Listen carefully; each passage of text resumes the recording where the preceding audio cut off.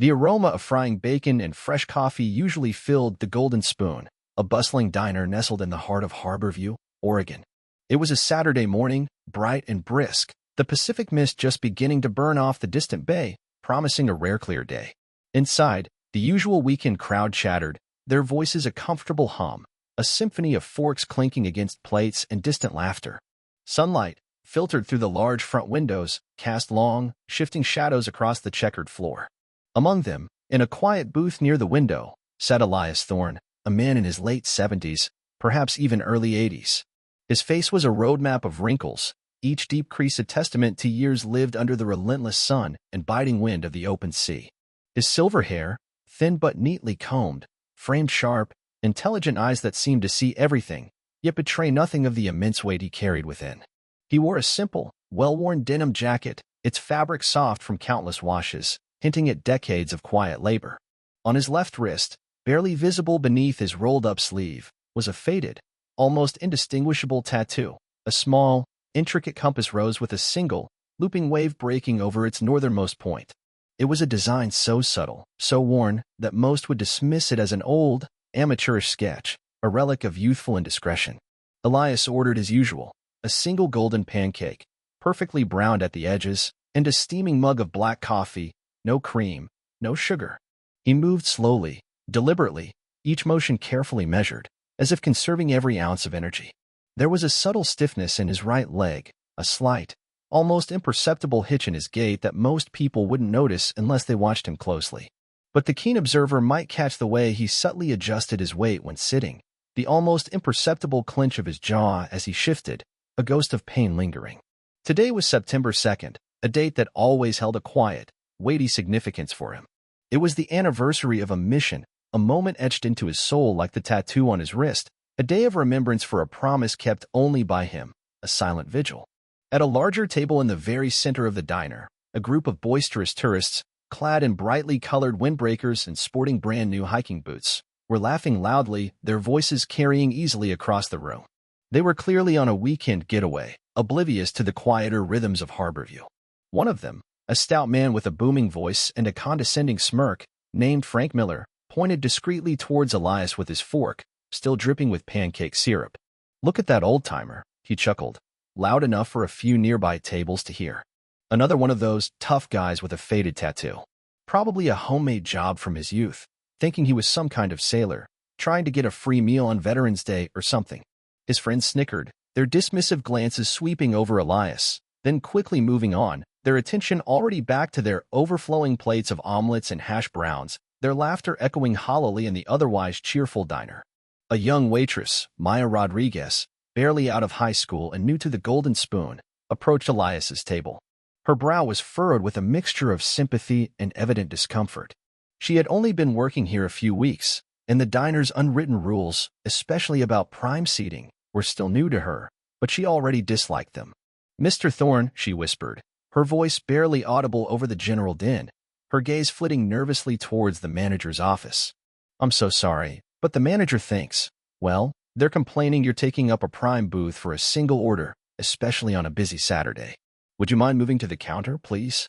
Her eyes, though kind, darted away from his, unable to meet his steady gaze, a subtle sign of her own internal conflict. Elias simply nodded, a familiar, deep-seated weariness settling over him, a resignation that spoke of countless similar encounters. He carefully gathered his coffee and pancake, his movements imbued with a silent, profound dignity, and began the slow, painstaking journey towards the empty stools at the counter. Each step seemed to require immense effort, his right leg creaking faintly beneath his worn trousers, a faint, almost mechanical sound audible only in the brief lulls of conversation. The manager, Mr. Harrison, a man in his mid-50s with a perpetually hurried air and a nervous tick in his left eye, watched from behind the register, his gaze briefly meeting Elias's before he quickly turned away to ring up a new check. Choosing convenience over conscience, avoiding the discomfort of a confrontation. As Elias slowly limped past the tourist's table, Frank Miller piped up again, his voice dripping with barely concealed condescension, clearly intended to be overheard by everyone. If he was really anyone important, he wouldn't be eating alone on a holiday weekend, right? No family to visit, no friends to share a meal with. Probably just a drifter. Another burst of coarse laughter erupted from his table, a symphony of casual cruelty. Elias didn't react outwardly. Not a flinch, not a tremor. His shoulders, though slightly slumped from age, remained squared. But a flicker of something in his eyes, quickly suppressed, a profound sadness, a deep-seated pain, a lifetime of unacknowledged sacrifices, spoke volumes to anyone willing to truly see. He reached the counter, settling onto a hard stool, his back to the lively room, a silhouette of quiet fortitude against a backdrop of careless chatter. The pancake, a simple indulgence he had saved for, was already cooling, its warmth fading, a stark contrast to the small comfort he had hoped for. He just wanted to remember, to honor a silent promise made decades ago, a promise that now felt colder than the rapidly congealing syrup. Elias Thorne had once been a highly decorated naval intelligence officer, a master cryptographer and reconnaissance specialist during the Cold War. His missions were not about bombs or bullets. They were about secrets, about codes, about reading the unseen currents of global power that shifted beneath the surface of everyday life. His identity was often a ghost in the shadows, his presence in covert operations unrecorded, his successes known only to a select few in the highest echelons of government. He had served in the murky, dangerous waters of the South China Sea in the late 1960s, a time of immense geopolitical tension and terrifying uncertainty, when a single miscalculation could have plunged the world into chaos. The stiffness in his leg wasn't from old age. It was a lingering injury from a clandestine covert operation in 1969, when his submarine, the USS Triton, a marvel of engineering for its time, was severely damaged during a collision with an unmarked, hostile vessel deep within contested waters. He had spent weeks trapped in a flooded compartment, deep beneath the ocean's surface, battling hypothermia, oxygen deprivation, and the chilling certainty of a watery grave. Yet, amidst the terror, he had continued his duty, meticulously deciphering critical enemy communications by hand, using a battered old notebook and a pencil stub. It was his calm, precise instructions, relayed through sputtering internal comms, that had guided his team, a skeleton crew of engineers and cryptologists, to safety, despite his own devastating injuries. His heroism remained unacknowledged, his name never appearing on public commendations, his profound service cloaked in the impenetrable veil of national security. The true story of the Triton's miraculous survival, of the intel that prevented a wider conflict, remained locked away in classified files, a secret Elias had carried for over 5 decades. Each year, on September 2nd, he visited a diner, any diner that felt right, to have a simple meal. It wasn't for the discount. It was to honor his closest friend, Commander Liam O'Connell, who had been lost during that very incident. Liam, a jovial Irishman with a booming laugh that could fill any room, a permanent twinkle in his eye, and an enduring passion for old sea shanties that he'd hum even on the most dangerous missions, had always promised Elias the best breakfast in Harborview, once they were safely back on dry land.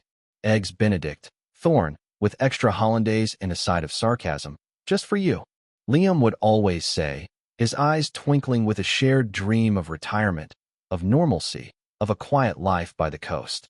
The tattoo on Elias's wrist, the compass rose with the breaking wave, wasn't official Navy insignia. It was a private symbol, a solemn pact between the two of them and their small, elite 8-man reconnaissance unit, a silent reminder of their shared dedication to navigating treacherous waters, both literal and metaphorical. As far as Elias knew, he was the last of their small, tight-knit crew still alive, the sole keeper of their shared memories. This diner, the Golden Spoon, was where Liam had said they'd celebrate their safe return, a promise only Elias was left to keep, a bitter irony. Just as Elias took a bite of his now-cold pancake, trying to conjure the ghost of Liam's laughter, to feel the warmth of their old camaraderie, the diner's front door chimed again, announcing a new arrival. A young woman entered, her posture straight and confident, her stride purposeful and economical, moving with the kind of grace that spoke of rigorous training. She was Captain Anya Sharma, 28 years old, a decorated Navy intelligence officer herself, home on a short, rare leave from her current assignment at the Pentagon. Her sharp eyes, trained to observe the minutiae of her surroundings, to pick out anomalies in complex environments, immediately settled on Elias at the counter. She noticed the subtle limp, the quiet dignity in his posture, the way his old hands gripped his coffee mug, and then, as he shifted slightly to pick up his coffee, the faint but unmistakable outline of the tattoo on his wrist. Anya froze mid-stride, her keen eyes widening, a flicker of profound recognition crossing her face, as if seeing a living piece of history stepping out of the very textbook she'd studied. "Excuse me, sir."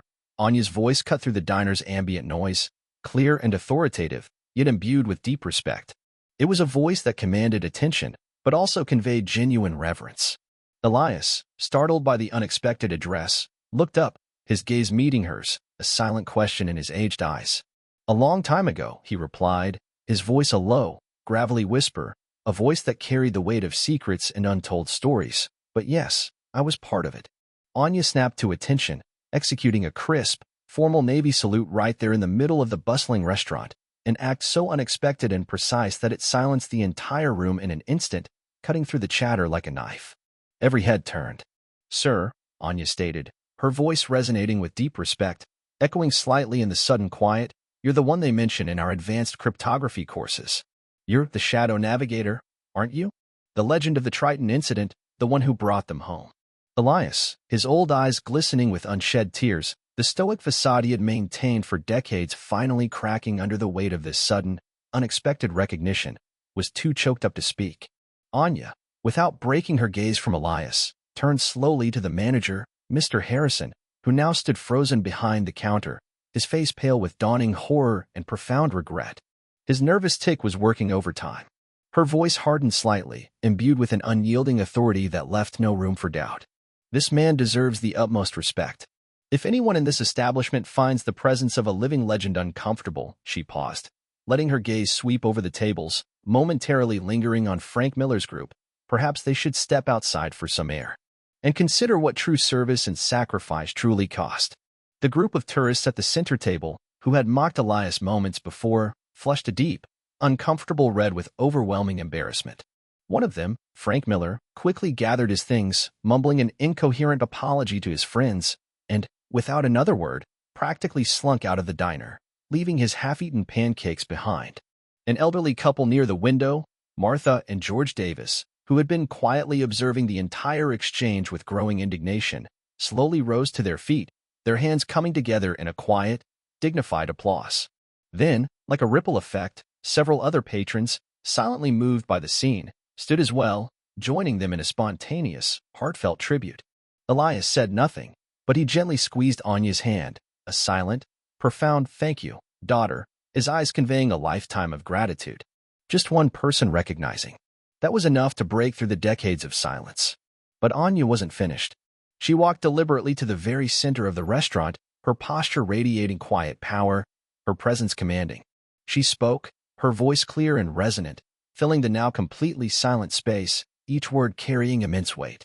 "This man before you, Elias Thorne, meticulously deciphered enemy intercepts and navigated a critically damaged submarine, the USS Triton, to safety through impossible odds, saving 17 lives during a classified deep-sea operation. The tattoo he wears was earned in the crushing depths, in silent sacrifice, facing unimaginable pressure and fear, not bought in a tourist shop or drawn on a whim. I stand here today because men like him established the very protocols and standards we now follow in naval intelligence. His work literally shaped our current operational doctrine." Coffee cups paused midway to lips, forks stopped halfway to mouths. All eyes were fixed on the young officer, a beacon of modern military honor, and the old man at the counter, a living testament to a hidden past that was finally being brought into the light. "In our training," Anya continued, her voice echoing with profound respect and a touch of awe, "they teach us about the silent watchers, the ghost operators, the unheralded heroes, the men who made impossible missions possible through sheer intellect, unwavering courage, and an unbreakable will." His meticulous data analysis and unwavering courage under pressure are legendary. They are case studies in our academies, a foundation upon which our entire modern intelligence framework is built. We study his methods. We try to emulate his calm under fire. Mr. Harrison, the manager, approached, visibly shaken, his face pale with dawning realization and profound regret that twisted his features. He extended a trembling hand towards Elias, his voice choked with emotion. "Sir, Mr. Thorne, There's been a grave misunderstanding. Please, allow me to apologize profusely. Your meal today is absolutely on the house, and we would be honored if you would accept our invitation to return whenever you wish, at any hour, for any meal, for as long as you wish. The best booth in the house, always available, is yours, sir. Elias smiled slightly, a rare, weary grace, and shook his head gently. No need for special treatment, son. I just came to remember a friend. That's all. Anya asked softly, her voice still respectful, tinged with a hopeful anticipation. May I join you, sir? I'd be honored to hear about your friend, Liam, and the Triton. We only get snippets in the briefings, but I'd give anything to hear it from someone who was there. Elias nodded, a profound, unspoken connection forming between them, a bridge spanning generations and secrets. He felt a warmth he hadn't experienced in years. They moved to a quiet booth near the window, not the hard counter, but the very booth Elias had initially chosen, now bathed in the softest morning light, a symbol of dignity restored. From across the room, the remaining tourists who had mocked Elias earlier watched in stunned silence, their faces grim, their laughter now hollow and distant. One by one, they slowly stood and quietly left the restaurant, abandoning their half-finished meals, their casual judgments now hanging heavy in the air, a silent condemnation of their own ignorance. Maya, the young waitress, who had watched the entire exchange with tears in her eyes, approached the table with fresh coffee, her hands trembling slightly as she set it down. I'm so sorry about earlier, sir, she said, her voice thick with emotion, barely above a whisper. My grandfather was a sailor, too. He was on the Triton. He never talked about it. He died before I was born. Elias looked up at her, seeing something familiar, something kindred. In her eyes, a shared history, a direct connection to the man he remembered so vividly. What was his name? He asked gently, a flicker of hope and painful recognition in his voice. Commander Liam O'Connell, she replied, a tear escaping her eye, tracing a path down her cheek. Elias's hand, strong despite his age, shook as he reached for his worn leather wallet, pulling out a faded, creased photograph of two young men, both in crisp naval uniforms, one with a booming smile and sparkling eyes, standing proudly on a ship's deck. Your grandfather, he said softly, his voice filled with distant memories and a profound tenderness that broke through the years, promised to buy me the best breakfast in Harborview here someday. He loved this town, and he loved Eggs Benedict more than life itself. Maya's eyes widened, a dawning, tearful recognition washing over her face, connecting a beloved ghost to a living legend. The circle was complete, in a way neither of them could have ever foreseen. The story spread like wildfire throughout Harborview, carried on the winds of social media and local gossip. The local Harborview Gazette featured a small, yet impactful, article. The old cryptographer and the salute that silenced a diner.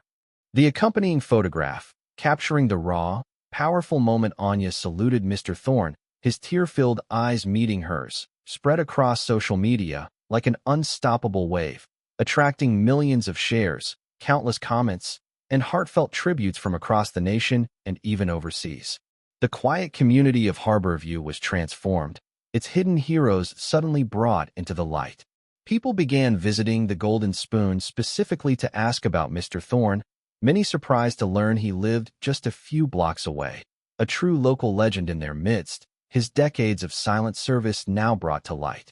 A group of local high school students, inspired by the story and a sudden realization of the history living among them, sent handwritten letters to his humble home, saying they wanted to hear him tell stories, not of war and conflict, but of those who had sacrificed, of the true meaning of honor and quiet courage, of service beyond headlines.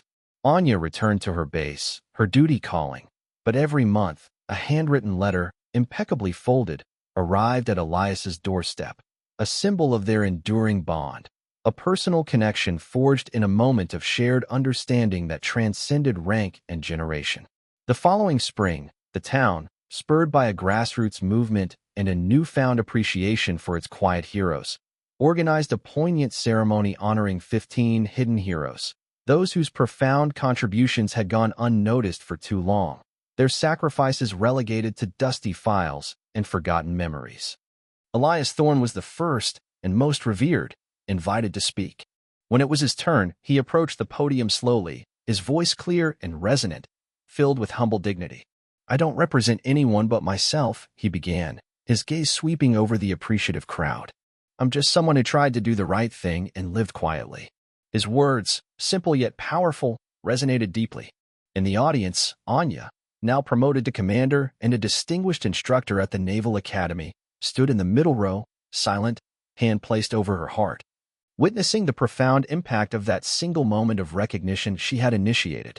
What began as a simple, painful moment of humiliation in a diner had irrevocably transformed the town and touched countless lives, creating a ripple effect of understanding and respect. Elias's small cottage, once a reclusive sanctuary, became a quiet, beloved gathering place where veterans, young and old, could find not just understanding but quiet camaraderie, a safe harbor for shared experiences. A place where unspoken burdens were understood. When local schools needed a speaker for Veterans Day, Elias, once a recluse, would arrive quietly, never talking about himself, but about the profound meaning of service and the enduring importance of remembering those who never returned. The quiet heroes whose names would never grace monuments. The tattoo that once drew mockery, that simple compass rose with the breaking wave, became a cherished symbol recognized throughout the community, replicated on a small bronze plaque outside the town hall with the poignant words, "Honor the silent navigators." Anya's naval career flourished, her trajectory meteoric. But she never forgot her profound connection to Elias. During rigorous training sessions with new recruits, she would share the story of the Shadow Navigator who, through his silent courage and unmatched intelligence, saved countless lives and charted the course for future generations of intelligence officers. On Elias's 85th birthday, a surprise awaited him at his modest door. Anya, now a decorated captain, stood alongside 7 young, sharp-eyed naval intelligence officers, newly minted cryptographers, who had traveled from across the country to meet the man behind the stories they'd heard, the legend they aspired to be. Most surprising of all was Maya Rodriguez, the waitress from that day, now a confident young woman, a newly graduated historian specializing in naval history, who had dedicated her studies to uncovering stories like Elias's. She had brought her own family to meet the man who had served alongside her grandfather, closing a circle generations in the making, weaving past and present into a poignant tapestry. He would have been so incredibly proud to know his granddaughter met you, Elias, Maya told him, her voice thick with emotion, her eyes brimming with tears. Elias's voice was steady despite the emotion in his own eyes, a rare, genuine smile gracing his lips. The town, in a unanimous vote, renamed the street where Elias lived to Uncharted Courage Way not just for him, but for all those whose quiet, profound contributions happened behind the scenes, beyond the spotlight, beyond the headlines. When Elias passed away 5 years later, peacefully in his sleep, his funeral was attended by hundreds, veterans and civilians alike, many wearing small, custom-made pins depicting the compass rose with the breaking wave, a testament to his enduring legacy.